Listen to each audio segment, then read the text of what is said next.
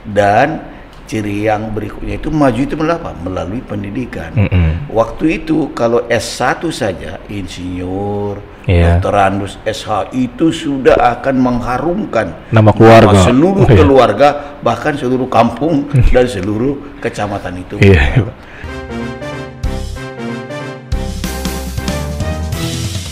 Ya, balik lagi di podcast unik, podcast Universitas Krishna Dwi Payana bareng saya Kennedy. Jadi di episode kali ini another special episode karena kemarin kita baru aja ngobrol bareng Bu Grace, salah satu dosen perempuan yang masih muda, yang cantik juga, yang disukain banyak banget mahasiswa Fakultas Hukum karena cara mengajarnya yang ya lumayan menyenangkan gitu untuk mahasiswa.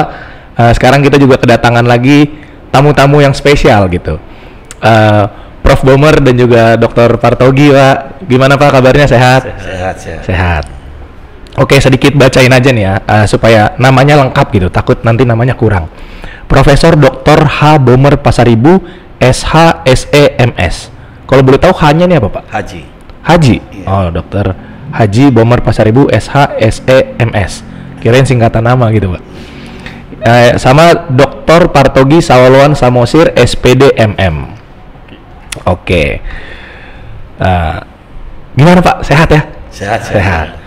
Kebetulan kita lumayan deg-degan nih Pak, mahasiswa gitu, masih kuliah, terus dibilang mau podcast nih sama mantan Menteri Tenaga Kerja gitu, zaman Pak Abdul Rahman Wahid, ya, sama juga mantan Dubes RI untuk Denmark dan Lituania gitu. Ya lumayan deg-degan Pak, ada tekanan gitu. Gimana sih Pak ceritanya nih Pak bisa sampai jadi menteri dan juga duta besar gitu Pak?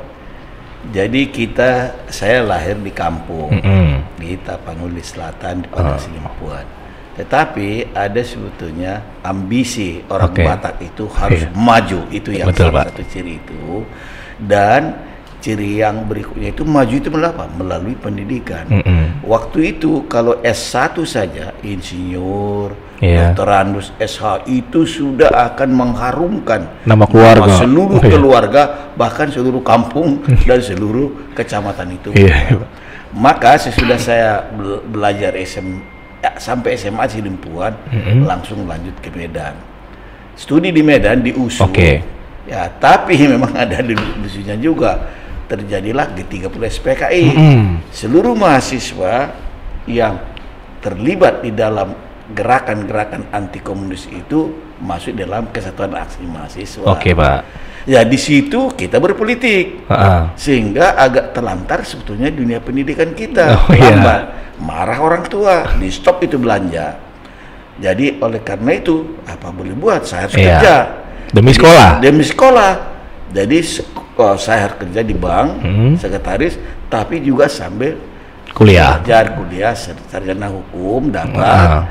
Kemudian ada periode perkembangan terakhir, mantan daripada Kesatuan Aksi Mahasiswa di pusat itu diangkat menjadi anggota DPR MPR, diangkat bukan dipilih. Diangkat. Sedangkan di DPRD Provinsi Sumatera Utara ada yang diangkat, saya diangkat di situ. Oh, Bapak di DPRD awalnya berarti Pak? Di DPRD awalnya.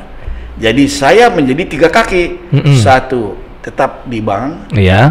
Kedua, menjalani studi untuk S1, hukum dulu baru nanti ekonomi. Dan ketiga, menjadi anggota DPRD Provinsi itu. Dan itu berlanjut terus 11 tahun, nanti berlanjut sambil ke pusat menjadi DPR MPR RI, belajar di Bogor pada waktu itu zaman Abdul Rahman Wahid. Jadi dialah yang memilih saya, Bomer, mau kau jadi menteri? Kenal dekat berarti Pak sama Pak Abdul Rahman. Soalnya bisa manggil Bomer aja Pak. Karena kami satu kamar di Istana Bogor.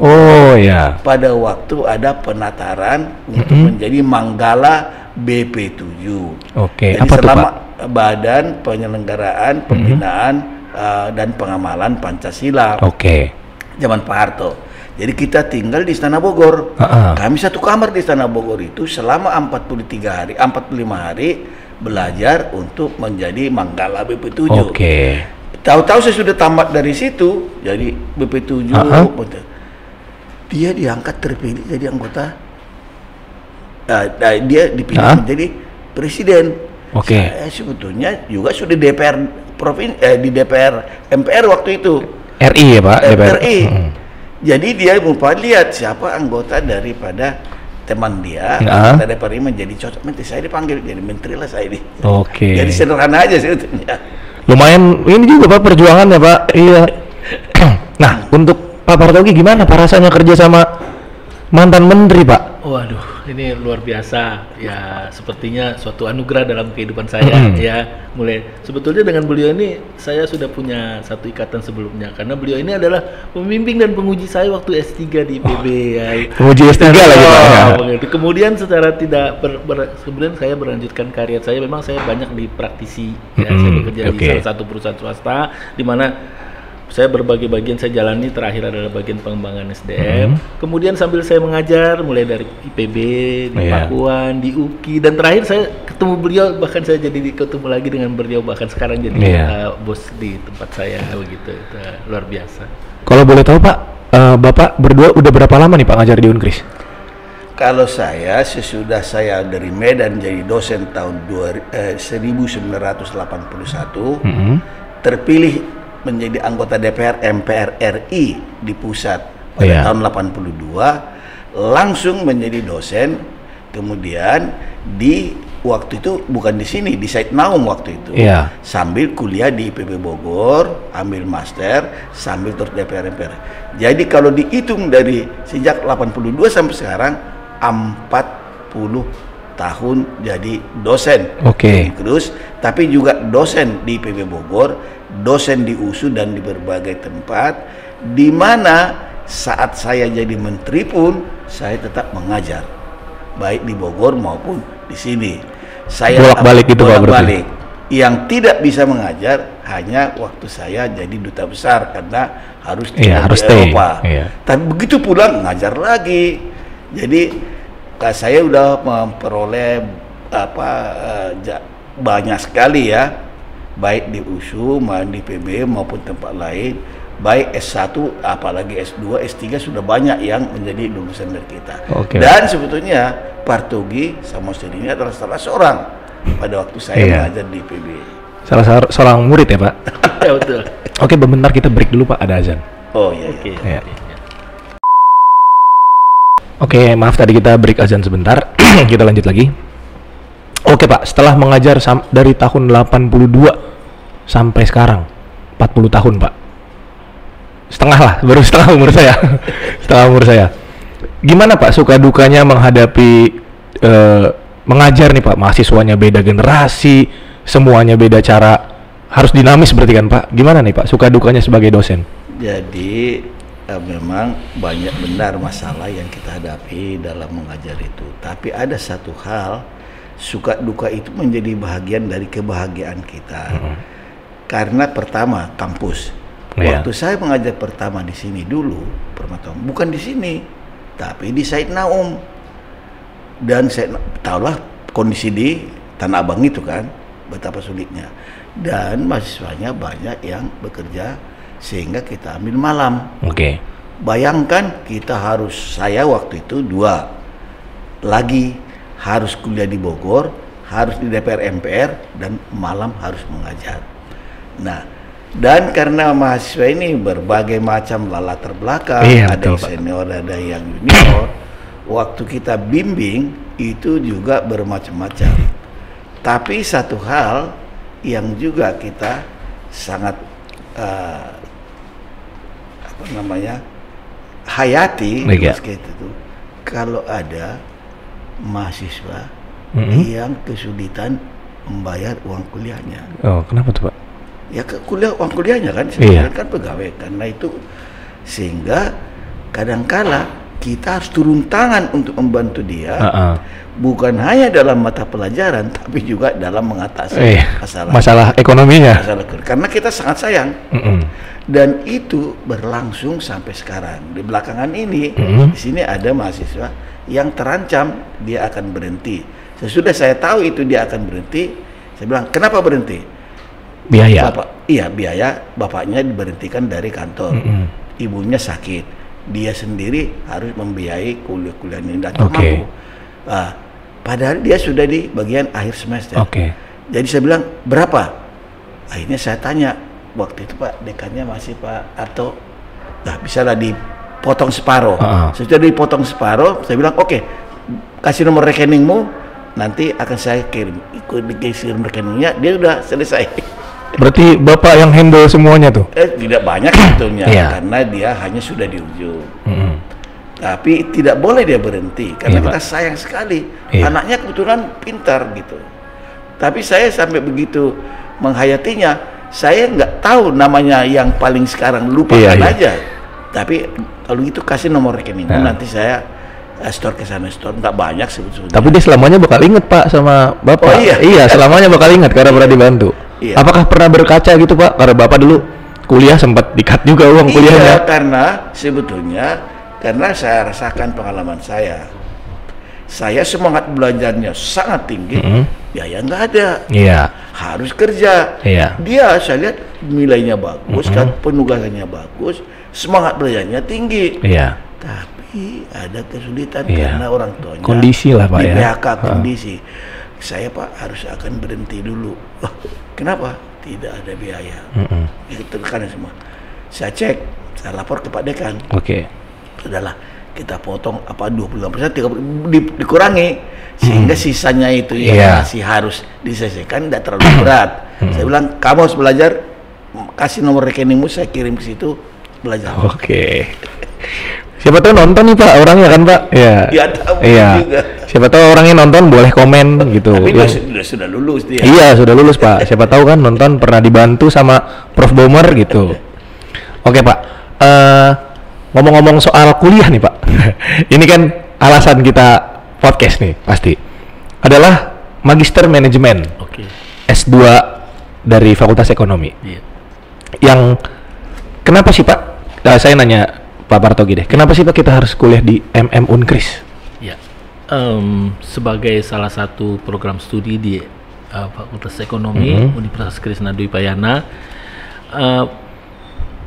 saya melihat MM Unkris ini satu program studi yang unggulan. Kenapa?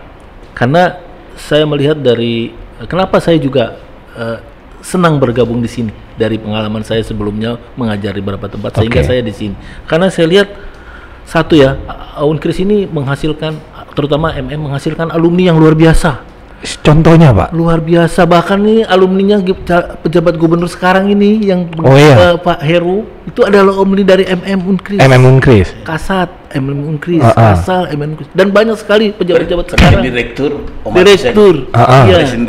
Presiden direktur di beberapa perusahaan juga. Kemarin ada beberapa dari perusahaan di perbankan juga alumni dari MM. Luar biasa dan telah berada di pucuk-pucuk pimpinan negara ini. Terbukti berarti terbukti. Nah, itu. Tapi juga kita lihat dari pendukungnya adalah pengajarnya luar biasa. Tenaga pengajarnya luar biasa. Ada Prof Bomer sebagai mantan menteri, mantan dubes, dan segala macam jabatan beliau pernah jalani di DPR, dan sehingga termasuk juga ada mantan wamen, Prof Yasin, wakil menteri, mantan dirjen. Ada 2 di pengajar kita di sini, ada mantan dirjen. Dan itu sesuatu yang Prof Payama Simanjuntak dan Prof Aceh yang dari UPI Bandung. Beliau itu luar biasa menerapkan apa yang mereka ketahui dan menurunkan kepada mahasiswa. Jadi sangat sayang sekali kalau nggak sampai kuliah di MM. Benar Pak. Sayang karena di sini luar biasa. Gudang ilmu. Dan pengalaman pengajarnya luar biasa. Iya betul Pak. Iya gitu. Jadi bisa dilihat ada Prof Bomer. Prof Bomer mantan mahasiswanya katanya Pak SBY. Betul Pak? Itu waktu di Bogor. Waktu di Bogor. Iya. Jadi sebetulnya juga anak Presiden Jokowi namanya Kahiyang juga mahasiswa Bapak di S2. Juga suaminya namanya Bobi Nasution. Yang sekarang di Medan juga ya Pak? Di Medan jadi wali kota ya Pak? Wali kota, tapi S2 saja. Jadi kita punya mahasiswa di mana-mana bertebaran. Itu mahasiswanya Prof Bomer. Jadi kapan lagi kalian berkesempatan untuk diajar langsung, betul nggak Pak Partogi? Betul. Nih ada staf pengajarnya tuh, Prof Dr. Bomer Pasaribu. Ada Prof Dr. Mahmudin Yasin, ini banyak banget profnya nih, ada 6. Wakil menteri itu. Jadi ada 21 tenaga pengajar yang bisa dilihat sendiri nanti ya. Ini kalau mau dapetin ininya di mana nih Pak? Ya sebetulnya di era digital sekarang sebetulnya kita udah ada di websitenya PMB Unkris mengenai brosur, tapi hard copy-nya ada di kampus ya. Jangan juga kita akan sebarkan ke masyarakat supaya bisa join. Tapi juga sebetulnya kita udah memasuki era digital karena cara pendaftaran juga melalui PMB online semuanya ya. Terus kemudian sistem pengajaran kita juga sudah dikombinasi hybrid, tatap muka, ada online ya. Di samping itu kita juga sebetulnya memberikan kelonggaran bagi mahasiswa-mahasiswa, misalnya kemarin ada mahasiswa yang mereka sakit, tapi kita perkenalkan untuk ikut kuliah tetap bahkan sampai online dari rumah sakit. Kita kasih link kemudahan ya kan, karena jadi bisa belajar di mana aja gitu. Betul. Jadi itu salah satunya keunggulan kita. Kita cukup ramah dengan mahasiswa. Dinamis berarti kita ya Pak, mengikuti bagaimana perkembangannya. Iya, pokoknya nggak kaku lah. Iya, nggak kaku. Iya gitu. Terus selain karena tenaga pengajar dan juga yang lain-lain, kenapa juga harus pilih masalah biaya nih Pak? Misalnya ada yang nanya, mahal nanti pengajarnya aja begitu, nggak mungkin murah dapat ilmu dari orang-orang yang kapabilitasnya kayak gitu gitu Pak. Jadi sebagaimana saya sudah berkecimpung saya mulai dari Unkris tahun 2018 ya, 2018 meskipun saya sebelumnya di universitas lain, tapi saya membandingkan ya, ternyata biaya kuliah di Unkris ini menurut saya terlalu kemurahan kali ya. Oh, kemurahan kali ya. Bahkan mungkin ditinjau lagi semester depannya harus dinaikin karena cukup murah. Ya kan? Menurut saya ini luar biasa murah. Ya sehingga pasti yang calon-calon mahasiswa MM yang kira-kira perekonomiannya ya menengah-menengah, pasti ini cepet-cepet ditangkap nih. Iya betul Pak ya. Lokasi kita juga bagus, tidak terlalu ini deket pintu. Strategis. Sayang kalau nggak diambil MM Unkris. Sayang betul menurut saya. Sayang Pak ya. Iya. Iya benar sih, untuk staf pengajaran kayak gini, harga yang ditulis di sini ya sangat-sangat terjangkau. Iya, benar Pak, benar. Sangat terjangkau. Ini harga yang murah untuk ngambil ilmu dari Prof Bomer gitu. Ini harga yang murah Pak. Selain itu, selain ini kan program studi. Misalkan kegiatan-kegiatan yang dilaksanakan sama Magister Manajemen itu apa aja gitu Pak? Oke, jadi kita kan kita pasti memberikan fasilitas kepada mahasiswa nih. Kita akan mengundang praktisi-praktisi yang ternyata juga alumni kita. Ya, kemarin juga kita mengundang dari Direktur Human Capitalnya Bang Berry, yang juga alumni dari Unkris juga, memberikan webinar. Terus kemudian Direktur PT PAL kita panggil juga untuk webinar, ya kan? Jadi mereka yang sudah jadi pejabat di luar sana kita panggil untuk mengadakan seminar. Artinya mahasiswa bisa belajar daripada alumni. Kita bukan ngambil yang lain, kita lihat pembuktian nih alumni kita sukses. Itu webinar. Terus juga kita akan ada rencana-rencana field study ke tempat-tempat alumni juga, nggak jauh-jauh ya, ke perusahaan. Banyak alumni kita yang punya perusahaan besar ya, seperti ada perusahaan dari sawit, perkebunan tebu dan sebagainya, banyak sekali ya. Kerjasama berarti gitu kayak MM sama alumni yang udah punya perusahaan untuk field trip gitu. Begitu. Jadi mereka mahasiswa punya lihat langsung bagaimana sih. Jadi ilmunya bukan cuma teori di kelas. Tapi ada prakteknya. Itu salah satunya. Terus kemudian kita juga memberikan kesempatan fasilitas yang ada di MM Unkris itu, wifi, perpustakaan, ruang kelas yang bagus dan sebagainya, itu mendukung perkuliahan pokoknya begitu. Jadi intinya ya sangat mensupport mahasiswa bagaimanapun kondisinya. MM Unkris mencoba ada gitu di setiap ininya. Iya, betul. Juga cara kayak gitu Pak bagus juga kan untuk saling nge-link gitu Pak. Berkomunikasi dan lain-lain, memperluas jangkauan gitu. Kalau saya mau masuk MM Unkris nih Pak, kalau datang langsung bisa Pak, tapi S1 aja belum selesai. Jadi kalau buat ada beberapa ini kemudahan buat misalnya dari S1 Unkris yang mahasiswa itu ada potongan diskon ya, pasti ada diskon. Terus dari keluarga juga bisa, keluarga karyawan dan dosen dan sebagainya. Itu semua pasti ada diskonnya. Itu kemudahan buat kita. Mungkin juga ada pertanyaan nih, dan ini mungkin agak pertanyaan lumrah di saya yang baru mau lulus S1 nih. Di S2 ini ada beasiswa nggak sih Pak di MM Unkris? Sampai saat ini mungkin secara spesifik belum ada, tapi kita memberikan berupa potongan-potongan pembiayaan kuliah ya bagi mahasiswa, terutama yang dalam lingkungan Unkris ini sendiri. Berarti yang awalnya dari Unkris kalau mau masuk MM akan ada potongan gitu Pak? Betul. Iya, begitu. Kira-kira gitu aja sih Pak, cerita soal MM-nya nih Pak. Makasih banget nih waktunya nih untuk Prof Bomer sama Pak Partogi udah mau datang ke sini. Dan tambahannya Pak. kita sedang sekarang berjuang agar ada dalam persiapan kita untuk membuka S3. Oke. Jadi kita di sini juga bekerjasama dengan Katakan Fakultas Hukum. Jadi kita juga mengajar di situ. Dan untuk Fakultas Ekonomi, MM ini kan udah lama sekali. Iya. Nah, kita sedang dalam proses untuk memperjuangkan dibukanya S3.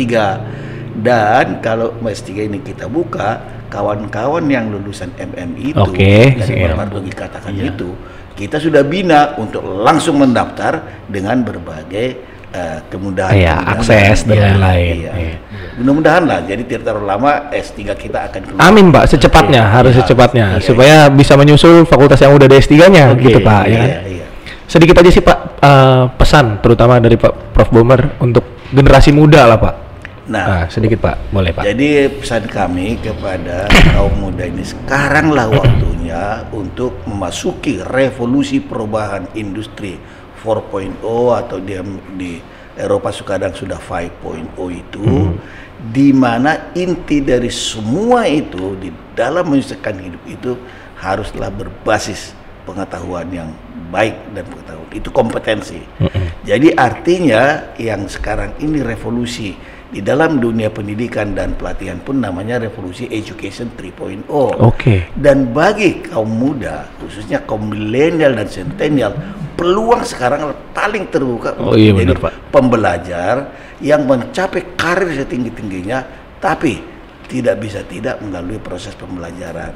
Jadi kita sekarang membuka peluang itu, misalnya dalam belajar yang tadi Pak Partogi mengatakan itu tidak kaku, bahkan hybrid. Dan kita semua berdiskusi kapan kita online, kapan kita harus tatap muka, kita diskusikan. Jadi belajarlah sampai setinggi-tingginya. Dan kami membuka diri untuk membina semua kaum muda ini untuk masuk ke sini. Pak Partogi, ada Pak yang mau disampaikan? Iya, jadi bagi menurut saya adalah di hadapan kita, di hadapan para mahasiswa terbentang dunia kerja. Kami di sini mempersiapkan mahasiswa lulusan-lulusan khususnya program magister manajemen yang mampu bersaing di dunia kerja. Punya kompetensi. Karena kita akan diukur melalui kompetensi kita. Kami dari MM akan menyiapkan itu dengan tenaga-tenaga yang luar biasa yang ada di Unkris ini, ya. Jadi itu menjadi modal yang jangan sia-siakan. Raihlah join dengan MM Unkris. Iya, jadi tunggu apa lagi? MM Unkris sudah terbuka lebar, aksesnya besar, jalannya ada, dengan tenaga pengajar yang orang sih gitu. Kapan lagi belajar langsung dari mantan menteri, mantan dubes, mantan wakil menteri. Jadi langsung aja daftar langsung, boleh di websitenya apa Pak? PKKMB Unkris. PKKMB Unkris. Itu kalau mau daftar di website, kalau mau datang langsung untuk tanya-tanya juga bisa langsung ke Universitas Krishna Dwi Payana. Jadi begitu aja, terima kasih waktunya Prof. Bomer, Pak Partogi. Semoga sehat selalu ya Pak. Terima kasih. Panjang umur Pak, sukses selalu. Sampai ketemu lagi kita di episode selanjutnya. Jangan lupa diikutin sosial media kita, follow dan juga MM Unkris terutama. Kalau ini bisa lihat langsung di website. Sampai ketemu lagi di episode selanjutnya. Terima kasih, dadah.